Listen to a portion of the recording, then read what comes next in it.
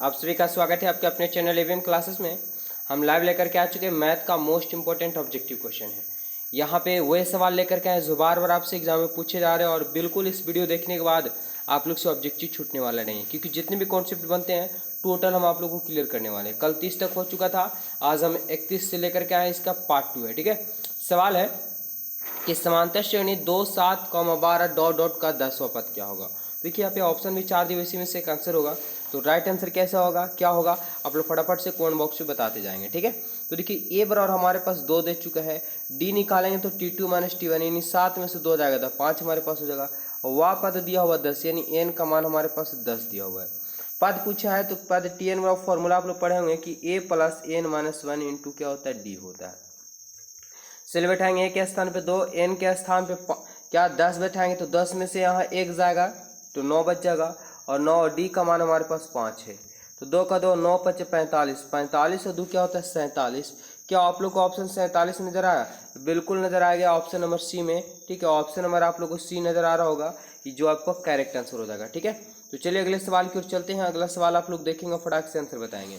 दिया हुआ त्रिभुज ए बी सी है ना, ए बी सी है जिसमें डी समानांतर बी सी हुआ और ए डी बटा दे चुका है, ए डी और बटा डी बी बराबर 5/3 है। तो ए बटा ए सी का मान क्या होगा? बिल्कुल आप लोग बता सकते हैं मेरे साथियों, बहुत ही सिंपल क्वेश्चन है। ठीक है, बहुत ही सिंपल क्वेश्चन है। तो क्या होगा इसका राइट आंसर, जरा यहाँ पे आप लोग देखेंगे। सवाल आपको दिया हुआ है कि त्रिभुज क्या दिया हुआ, ए बी सी दिया हुआ है, ए बी और सी दिया हुआ है ना। उसमें पूछा है आपसे, दिया हुआ है कि डी ई जो से है, यानी इसमें एक और दिया हुआ है, यहाँ से डी दिया हुआ और एक ई जो समानांतर है किसके, बी सी के समानांतर है। अच्छा, ए डी का मान दे चुका है 5 और फिर आपसे दे चुका है डी बी का मान दे चुका है 3। ठीक है, तो क्या आपसे पूछा है कि ए ई का मान क्या होगा और ए सी का मान क्या होगा। देखिए ए ई का मान पूछा है और उसके बाद क्या चीज़ पूछा है, ए सी का मान पूछा है। तो जो 5 होगा ये भी तो हमारे पास 5 होगा, कन्फर्म है कि ए डी और ए ई आपस में होगा। लेकिन ए सी का मान पूछा है तो ए सी, ए यहाँ और सी यहाँ पूरा लंबा पूछ चुका है, तो कन्फर्म है कि आप लोग जोड़ेंगे तब 5 और 3 क्या हो गया, 8 हो जाएगा। 5 और 3 क्या, 8 हो जाएगा। तो 5 बटा क्या हो जाएगा, 8 हो जाएगा। क्या 5 बटा 8 कहीं पे ऑप्शन नजर आ रहा? बिल्कुल आप लोग को ऑप्शन नजर आ रहा होगा, ऑप्शन नंबर सी एकदम करेक्ट आंसर। तो इस टाइप के सवाल आपसे घुमा घुमा कर एग्जाम में पूछ दिए जाते हैं। आज के बाद घबराना नहीं है, क्योंकि हम आप लोग के बीच में टोटल कन्फ्यूजन को दूर करने लेकर के आए हैं। वीडियो को थोड़ा सा शेयर कर देंगे अपने दोस्तों के साथ। चलिए विद्यार्थी, अगला सवाल है 33 नंबर सवाल। क्या पूछा है, देखिए सवाल दिया हुआ है, दी गई आकृति में है जो कि बी ई समानांतर, डी ई समानांतर बी सी के समानांतर, तो एक्स का मान क्या होगा। हमको पता है कि जब किसी त्रिभुज में एक रेखा के समानांतर अगर दूसरी रेखा खींची दी जाती है तो भुजाओं का अनुपात आपस में क्या होता है, बराबर होता है। यानी ए डी बटा क्या होगा, डी बी, यानी एक्स बटा 16। अच्छा, इधर क्या होगा, तो ए ई बटा है ना, ए ई बटा ई सी, तो ए ई का मान 34 दिया हुआ और इसका मान 17 दिया हुआ।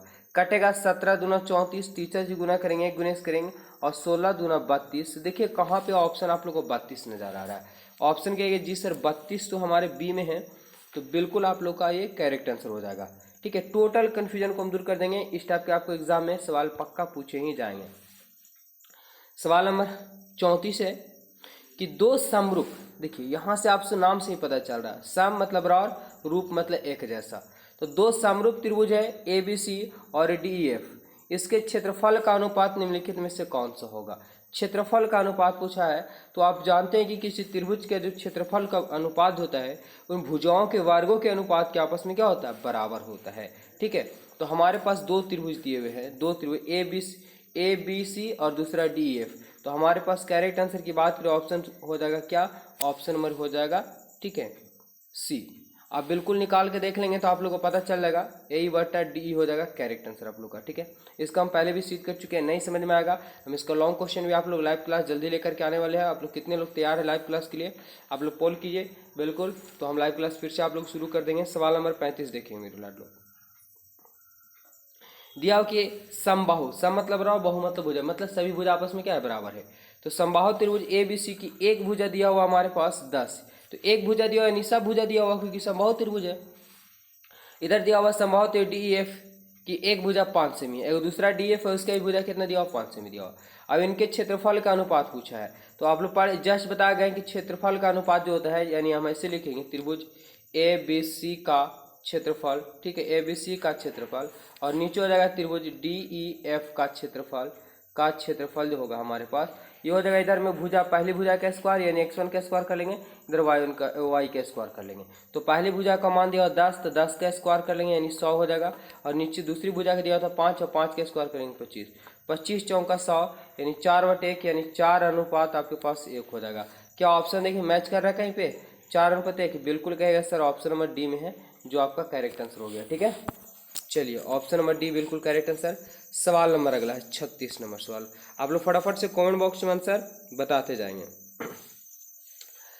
किसी बिंदु की y अक्ष से दूरी उस बिंदु का क्या कहलाता है? देखिए बहुत से विद्यार्थी कंफ्यूजन हो जाते हैं, सर हमको तो x अक्ष को भुज बता है और y अक्ष को कोटि बता है, लेकिन ये कैसे गड़बड़ा जाता है? तो आप ध्यान दीजिएगा कि y अक्ष से अगर पूछ दिया जाए तो y अक्ष से पूछ दिया जाए, देखिए x अक्ष होता है हमारे पास, ये होता है y अक्ष। अगर बोल दे y से तो x की तरफ जाएगा, तो x अक्ष की तरफ जाएगा तो x निर्देशांक। अगर बोले कि x अक्ष से तो कहाँ जाएगा? ऊपर की ओर जाएगा, नहीं y अक्ष की ओर जाएगा। तो आज से कन्फ्यूजन नहीं होना। अगर x अक्ष की तरफ बोले तो y अक्ष की बोलो, y अक्ष से बोले तो x की तरफ लेंगे, x अक्ष से बोलेंगे तो y की तरफ लेंगे। तो y से दूरी क्या कहलाता है? x निर्देशांक कहलाता है। Correct, sorry. चलिए विद्यार्थी अगला देखेंगे क्या है कि बिंदु जो दिया हुआ है -8,6 किस चतुर्थांश में है? तो यहाँ पे आप लोग देख रहे होंगे, ये हम आप लोग को बता चुके हैं, x अक्ष ये y अक्ष होता है, ये x डेक्स होता है और ये y डेक्स होता है। x ये हमारे पहले x का वैल्यू होता है, उसके बाद ही y का मान होता है। तो इधर हमारे पास जो डेक्स में है माइनस में, विदाउट डेक्स मतलब जिस पे डेक्स नहीं है वो प्लस में होता है। तो ये हमारे पास प्लस में आता है ये। ठीक है, आप लोग ऑब्जेक्टिव क्लियर कर दे रहे हैं। यहाँ पे देख रहे हैं पहले x डेक्स है उसके बाद है, यानी पहले माइनस आएगा उसके बाद प्लस आएगा। थर्ड कोऑर्डिनेट में देखेंगे तो यहाँ भी x डेक्स है, इधर भी y डेक्स है, तो माने माइनस इसमें भी और माइनस बाद में भी। अच्छा यहाँ देख रहे हैं फोर्थ में, तो पहले x आपको नज़र आ रहा है, उसके बाद y डेक्स नज़र आ रहा है। तो x है तो प्लस में और y डेक्स है तो माइनस में। लेकिन आपके पास सवाल क्या दिया हुआ है? तो सवाल है कि -8,6। तो 8 और 6 को नहीं लेना है, देखें कि 8 में आगे क्या लगा, माइनस और 6 में है प्लस। तो माइनस और प्लस कहाँ है कि पहले माइनस और बाद में प्लस कहाँ है? तो पहले माइनस और बाद में प्लस आप लोग द्वितीय में देख रहे होंगे कि पहले माइनस है और बाद में क्या है? प्लस, यानी द्वितीय चतुर्थांश। ठीक है, तो द्वितीय कहाँ है? ऑप्शन नंबर बी है। पक्का आप लोग को ये ऑब्जेक्टिव 1 नंबर को जरूर मिल गया। और देखिए अभी जस्ट पूछ दिया फिर से वही सवाल, तो फिर टेंशन क्या लेना है? ठीक है, सवाल है देखिए क्या दिया हुआ है कि बिंदु -4,3 किस स्थिति यानी किस पाद में है? अरे वाह, अभी तुरंत तो बता के गए कि पहले माइनस और बाद में प्लस रहे तो द्वितीय होता है, दोनों माइनस रहे तृतीय होता है, प्लस माइनस रहे चतुर्थ होता है, सब प्लस रहे तो प्रथम होता है मेरे लाडलो। 39 नंबर क्या पूछा है कि किसी बिंदु की x अक्ष से दूरी उस बिंदु को क्या कहलाती है? x अक्ष से दूरी अभी जस्ट बताया कि x अक्ष को क्या कहते हैं? भुज बोलते हैं। ठीक है, और y अक्ष को क्या बोलते हैं? कोटि बोलते हैं। मेरे लाडलो ध्यान देंगे आप लोग। लेकिन x अक्ष से अगर आपसे पूछ दिया जाए तो x अक्ष से पूछ दिया है तो y की तरफ जाएंगे तो y को क्या बोलते हैं? कोटि बोलते हैं। ठीक है, तो यहाँ पे आंसर क्या होगा? कोटि आंसर हो जाएगा। क्या कॉन्सेप्ट क्लियर हुआ आप लोग को? मुझे तो लग रहा है कि बहुत ही अच्छे तरीके से कॉन्सेप्ट क्लियर हो रहा होगा आप लोग को। और सवाल नंबर 40 है। अरे वाह क्या गर्दा, बिल्कुल। अभी एक सवाल जो आपको बताया भी थी उससे 3 सवाल हमारा क्लियर हो गया। 37 हो गया, 38 हो गया और 40 हो गया। देखिए आप दोनों प्लस प्लस में देख रहे हैं, तो किन से चतुर्थांश में? तो प्रथम में हो जो होते हैं वो सब प्लस प्लस में होते हैं। ऑप्शन यहाँ पे ये बिल्कुल करेक्ट आंसर, बनाने की भी जरूरत नहीं पड़ रही है। अरे वाह, डबल एक सवाल से 4 मतलब एक टॉपिक से 4 क्वेश्चन आपको मिलते हैं। और क्या इससे बड़ी बात हो सकती है मेरे लाडलो? कि माइनस माइनस, तो अभी जस्ट बता गए थे कि माइनस माइनस किस चतुर्थांश में होता है। फटाफट से आप लोग बताइए। बहुत बढ़िया। तो प्रथम में पढ़े कि दोनों प्लस होता है, द्वितीय में पढ़े कि माइनस प्लस होता है, तृतीय में दोनों माइनस, चतुर्थ में प्लस माइनस होता है। तो दोनों माइनस है तो दोनों माइनस कहाँ आते हैं? तृतीय में आते हैं ना। ऑप्शन क्या होगा? सी। चलिए सवाल नंबर 42 है मेरे लाडलो, इसका बताइए आप लोग आंसर। जरूर आप लोग चैनल को सब्सक्राइब कर लीजिएगा। और एवरीडे लेकर के आ रहे वीडियो आप लोग 8 बजे, और आप लोग जितना जल्द तैयार हो जाएंगे है ना, तो आप लोग लाइव क्लास फिर से शुरू कर देते हैं, क्योंकि समय काफ़ी नज़दीक आ चुका है मेरे लाडलो। हम समझ सकते हैं आप लोग की भावनाओं को। चलिए देखिए क्या दिया हुआ है। अगर हम कोस थीटा निकालते हैं तो 1 और गुना जो है √2 जो गुना में दिया हुआ है उसको हम क्या भागा में लिख सकते हैं? कोस थीटा कोस कितना में 1/2 होता है? कोस 45 में ना होता है सर। यानी कोस से कोस काटिएगा थीटा बराबर 45। और देखिए आप लोग 45 का है तो ऑप्शन नंबर बी में बिल्कुल छुपा हुआ है करेक्ट आंसर। सवाल नंबर हमारे पास 43 है, जरा इसका आंसर देने का आप लोग प्रयास करेंगे। 43 नंबर सवाल का आंसर, तो 43 नंबर सवाल का जो आंसर की बात करें अगर हम, क्या होगा, तो आप लोग पढ़ चुके हैं कि 1 प्लस इसको आप चाहे तो तोड़ सकते हैं, या तो आपको डायरेक्ट फॉर्मूला याद है तो आप लिख सकते हैं कि 1 प्लस कोट स्क्वायर का होता है कोसेक स्क्वायर थीटा, और 1 प्लस tan स्क्वायर का होता है सेक स्क्वायर थीटा। लेकिन हमको तो ये दिया हुआ नहीं है। अच्छा कोई बात नहीं, कोसेक को आप लोग लिख सकते हैं 1/sin स्क्वायर, क्योंकि कोसेक का उल्टा होता है साइन स्क्वायर, सेक का उल्टा होता है 1/कोस स्क्वायर। और पढ़ चुके कि मेन लाइन के जो डावल नीचे से कहाँ चल जाता है ऊपर, तो ऊपर में कोस हो जाएगा, नीचे साइन, तो कोस बटा साइन को कोट बोलते हैं, है ना। बिल्कुल आप लोग को याद होगा फॉर्मूला। ऑप्शन नंबर सी बिल्कुल करेक्ट आंसर हो जाएगा। और जिन विद्यार्थियों को फॉर्मूला में दिक्कत है मेरे लाडलो, वो आप चैनल में चल जाएगा हमारे, और वहाँ से एक ट्रिक से आपको टोटल फॉर्मूला क्लियर कर दिया है, तो आप लोग जरूर देख लीजिएगा ताकि आपको बाद में पछताना ना पड़े मेरे साथियों। चलिए 44 नंबर सवाल है। देखिए ये भी सवाल आपसे पक्का है कि आपसे एग्जाम में एकदम पूछेगा ही पूछेगा, ठीक है। तो साइन थीटा दिया हुआ, साइन थीटा को आप लोग पढ़े हैं p/h होता है। अगर हम b निकालते हैं मान यहाँ पे, तो क्या होता है h square minus P square होता है। यानी h के जगह पे हमारे पास 5 है तो 25, और p के स्क्वायर 3 है तो 3 थे 9, 16 का वर्गमूल 4 होता है। आपसे पूछा है कोस थीटा का, कोस थीटा मतलब b/h होता है, ठीक है। और b का मान हमारे पास कितना आ गया, तो b का मान अभी देखिए 4 आ गया, और h का मान हमारे पास 5। 4/5 कौन सा ऑप्शन छुपा हुआ है, बिल्कुल आप tan पूछे, साइन पूछे, सेक पूछे, कुछ भी पूछेगा तो आप आराम से p, b और h यानी लम कर्णधार मालूम हो तो किसी का भी मान निकाल सकते हैं, और जो आप पक्का आपके एग्जाम में दे करके ही जाएगा। देखिए ये क्वेश्चन तो बड़ा लाजवाब है, बहुत ही लाजवाब सवाल है, और इसमें जान नहीं है, देखते ही मारेंगे। देखिए इसमें हम एक क्वेश्चन को देखे थे मेरे लाडो, तो ये दिया हुआ था 9 tan स्क्वायर थीटा और -9 सेक स्क्वायर थीटा, ठीक है। बहुत सी विद्यार्थी इस सवाल को गलत कर दिए थे कि सर 9 मार दिए थे, लेकिन 9 नहीं होगा, क्योंकि आप फॉर्मूला पढ़ें कि सेक स्क्वायर थीटा माइनस में tan स्क्वायर होना चाहिए, तब वैल्यू 1 होता है। तो 9 यहाँ से कॉमन लेंगे तो क्या बचेगा हमारे पास, sec square theta minus tan square theta, ठीक है। अब 9 का 9 और sec square theta minus tan square theta का मान 1 होता है। 9 गुने करेंगे तो 9 हो जाएगा, लेकिन इस वाले सवाल में क्या होगा, तो -9 होगा। क्यों, क्योंकि माइनस में सेक स्क्वायर है, प्लस में उल्टा दिया हुआ है। तो जरा ध्यान केयरफुल रह करके यहाँ पे राइट आंसर की बात करें तो ऑप्शन नंबर क्या होगा, ऑप्शन नंबर बी बिल्कुल करेक्ट आंसर हो जाएगा। सवाल पूछा हुआ है घुमा घुमा के दो बार बहुत बार। चलिए इस सवाल का आंसर क्या होगा, तो आप देखें कि ऊपर साइन और कोस है, या नीचे ऊपर tan कोट है, और दोनों का मान नहीं होता है, और दोनों को जोड़ने से 90 आता है, बट्टा में तो एक बार में काट देंगे, बस 2 गुने करेंगे यानी आंसर 2 हो जाएगा, ठीक है। क्योंकि 2 तो आपको ऑलरेडी पहले गुणांक में दिया हुआ है, बनाने की जरूरत नहीं पड़ा हमें। सवाल नंबर है 47। वीडियो अच्छा लग रहा है तो वीडियो को जरूर लाइक कीजिए, और चैनल को सब्सक्राइब कर लीजिए, क्योंकि इस टाइप का वीडियो आप लोग को मिलता जाएगा, और यही सब एग्जाम में आपसे पूछे जाएंगे मेरे साथियों।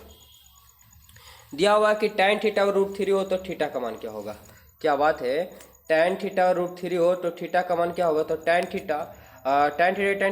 tan कितना में √3 होता है, तो tan 60 में होता है, tan से tan कट गया, थीटा बराबर 60, यानी ऑप्शन कहाँ है, अरे वो ऑप्शन लगा नजर नहीं आ रहा, हाँ बिल्कुल है, ऑप्शन नंबर डी में है। क्लियर। चलिए किसी वृत्त के ब्राहा बिंदु से खींची गई स्पर्श रेखा की संख्या, बिल्कुल अगर आप लोग इसका पार्ट 1 नहीं देखे हैं तो बिल्कुल आप लोग देख लीजिएगा। वृत्त के अंदर बोलेगा तो एक स्पर्श रेखा, अगर वृत्त के बाहर बोले तो 2 स्पर्श रेखाएं खींची जाती है। वृत्त के अगर किसी ब्राहा बिंदु से स्पर्श रेखा खींचना है तो 2 खींची जाती है, ठीक है, एक ऊपर एक नीचे, अंदर बोले तो एक ही।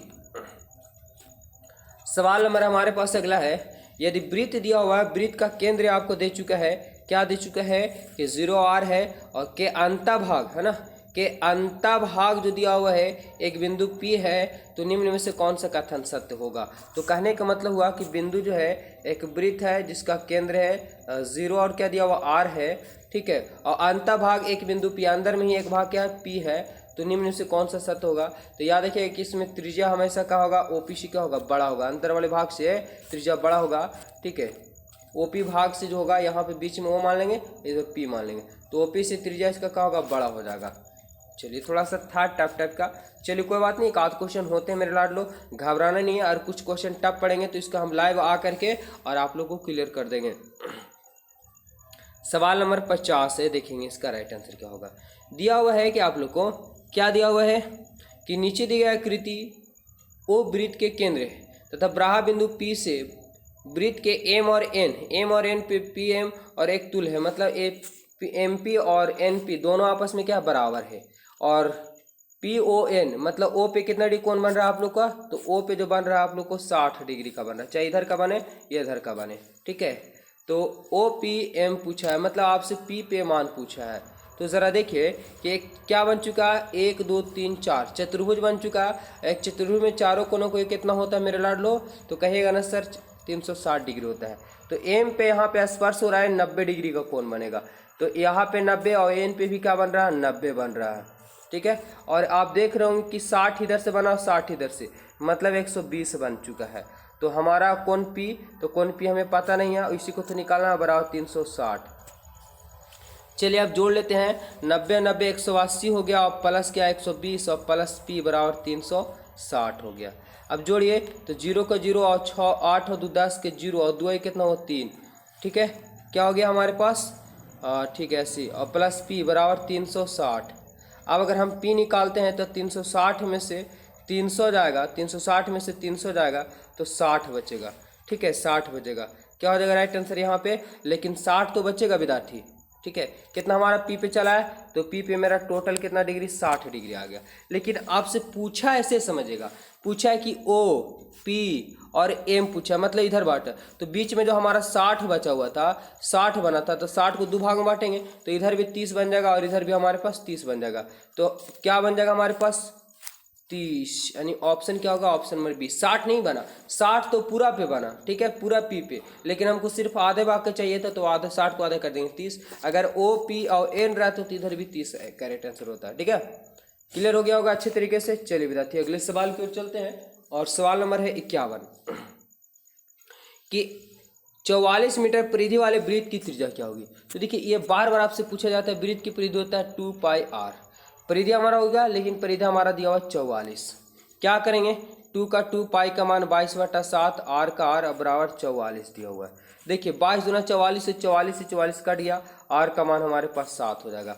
इतना आसान सवाल और कहाँ देखने को आप लोग को मिलने वाला है, ये मिलने वाला है आपको सीधे डायरेक्ट एग्जाम में, फाइनल एग्जाम में। 52 दो वृत्त के क्षेत्रफल का अनुपात दिया 4:1 है, तो इसकी त्रिज्या का अनुपात। बहुत ही सिंपल सवाल है मेरे लाडो। देखिए वृत्त का क्षेत्रफल क्या होता है, पाई आर स्क्वायर है ना, तो पाई R1 का स्क्वायर कर लेते हैं, इसका पाई R2 का स्क्वायर कर लेते हैं। दोनों का क्षेत्रफल दिया और दोनों का क्षेत्रफल 4:1 है। अच्छा अनुपात मतलब बटा होता है, तो पाई से पाई कट जाएगा, यानी R1 का स्क्वायर बटा R2 का स्क्वायर, और 4/1 दिया हुआ है, स्क्वायर हटाएंगे R1/R2 करेंगे तो 4 है ना, 4/1 का रूट निकल जाएगा, तो 4 का वर्गमूल कितना हो जाएगा 2, और 1 का वर्गमूल 1, यानी 2:1। कहीं भी ऑप्शन नजर आ रहा है तो धड़ाक से लगा दीजिए और आपका करेक्ट आंसर हो जाएगा, है ना। क्लियर, कितना आसानी से टोटल हम क्लियर करते जा रहे हैं। हमें बोर्ड पे लंबे चौड़े क्वेश्चन की भी नहीं आ पा रहा है कि आप लोग को पूरा डिटेल करके बताएं। बहुत सिंपल सिंपल सवाल पूछे जाते हैं एग्जाम में, बस आपके समझ में आना चाहिए। आप समझ दिए तो गर्दा उड़ा दीजिएगा। यदि एक वर्ग का विकर्ण, ठीक है, देखिए एक वर्ग होता है, वर्ग का विकर्ण दे चुका है, इतना दिया हुआ, तो वर्ग की भुजा क्या होगी। तो सबसे पहले हमको समझना पड़ेगा कि वर्ग का विकर्ण आखिर होता क्या है, ठीक है। अगर 20 से इसको चीरते हैं तो एक त्रिभुज बन जाता है, देखिए समकोण त्रिभुज। तो वर्ग का, ठीक है, वर्ग का विकर्ण व फॉर्मूला होता है मेरे लाडलो, ध्यान दीजिएगा क्या होता है, √2 × a होता है। लेकिन सवाल में हमको दिया हुआ 16√2, इधर दिया हुआ √2 × a, √2 से 2 कट जाएगा, a बराबर 16। क्या बात है, अरे वाह गजब गजब। ऑप्शन क्या होगा, ऑप्शन नंबर बी। जितने विद्यार्थी बता रहे होंगे उनका जवाब बिल्कुल सही है। 54 नंबर सवाल क्या है कि निम्न में से कौन वृत्त का क्षेत्रफल का सूत्र है। और अभी तो हम जस्ट 2 बार लिख करके गए, वृत्त का क्षेत्रफल क्या होता है, फटाफट से आप लोग आंसर कमेंट बॉक्स में बताएंगे। 55 नंबर सवाल आपसे पूछ रहे हैं, 55 नंबर सवाल पहुंच चुके हैं। प्रथम 5 पूर्ण संख्या का मान क्या होगा। देखिए प्रथम 5 पूर्ण संख्या, अगर सम संख्या बोले, प्रकृत संख्या बोले, सम संख्या बोले तो 2 4 6 8 10 12 लेंगे, ठीक है। अगर विषम संख्या बोले तो 1 3 5 7 9 ऐसे करके लेंगे। और हमसे पूछा है पूर्ण संख्या, तो पूर्ण संख्या 0 से शुरू होती है ना पूर्ण संख्या, तो 0 1 2 3 4। क्या प्रथम 5 पूर्ण संख्या, 5 को लेना, तो 1 2 3 4 5 हो गया। माद पूछा है, तो माद आप पढ़े कि संख्या को योग बटा संख्या, तो 4 3 7 7 2 9 9 1 10, ठीक है। तो 10 हो गया हमारे पास टोटल जोड़ने से। संख्या तो 5 है, काट दीजिए क्योंकि माद में पढ़ेंगे संख्या को योग बटा संख्या, तो 5 दूना 10 यानी 2 बार में। अरे वाह गजब, ऑप्शन नंबर बी हो जाएगा। चलिए अगला सवाल है 56 नंबर सवाल दिया हुआ है कि प्रथम तीन लगातार प्रकृत संख्या का माध्य। अभी जस्ट हम आप लोग बताएं प्रकृत संख्या गिनती की संख्या को कहते हैं। तो 1, 2 और 3 दिया हुआ है, इसका माध्य पूछा है। तो माध्य निकालने का क्या पढ़े फॉर्मूला, संख्या का योग, ठीक है, संख्या का योग वटा संख्या मेरे लाडलो, है ना। संख्या कितना होगा तो जोड़िए, 3 2 5 1 6, 6 और बाटा में 3, 3 दूना 6 2। अरे वाह, दोनों का आंसर सेम, गजब, ऑप्शन भी हो जाएगा। सवाल नंबर है 57, इसका क्या होगा राइट आंसर। किसी घटना की परिकता नहीं होती है। तो इस परिकता में आप लोगों को पता होगा कि संभव पूर्णांक संख्या 1 होती है और अनुकूल मतलब घटना होने की परिकता 1 और नहीं होने की परिकता क्या हो जाती है 0। ठीक है, मतलब नहीं होगा कन्फर्म है कि जो घटना नहीं होती है तो 0 और 1 के बीच में परिकता होता है। जो नहीं होगा तो जो वैसी संख्या होगा जो माइनस में होगा या तो x से बड़ा होगा तो घटना नहीं होती है। तो इनकी कौन सी परिकता नहीं है, तो देखिए 0 तो होता है कि 0 1 के बीच में होता है, 1 भी होगा, 0.2 है जो 0 से बड़ा है लेकिन 1 से छोटा भी हो जाएगा। ऑप्शन डी यहाँ पे करेक्ट आंसर हो जाएगा। क्या बताया हम, जो मतलब 0 से छोटा हो और 1 से ज़्यादा बड़ा हो, सब परिकता नहीं होता है, 0 और 1 के बीच में ही परिकता होता है मेरा। सवाल नंबर है 58 कि निम्नलिखित में कौन सी संख्या किसी घटना की परिकता नहीं हो सकती है। अब ये कैसे, अरे वाह, इसको कुछ लगाना है, आंख बंद करके जो माइनस में रहे मार दीजिए और क्या करेक्ट आंसर हो जाएगा आप लोग का। सवाल नंबर 59 है कि एक पासे को फेंकने पर 3 पानी की परिकता क्या होगी। 3 पानी की, अगर एक पासा को उछाला जाए, संभव पूर्णांक संख्या लिखेंगे तो 1 2 3 4 5 और क्या होता है 6 होता है, यानी NS का मान मेरे लाडलो 6 हो गया। अब एक पासा में 3 आने की, तो 3 कितना बार आ सकता है, 1 बार आ सकता है, यानी एनी का मान हमारे पास 1 हो गया। परिकता निकालेंगे, एनी बटा NS होता है, यानी 1 बटा 6 हो जाएगा। जो ऑप्शन आपका कहा है 1 बटा 6 है, देखिए खोज के, अरे वाह, ऑप्शन नंबर बी।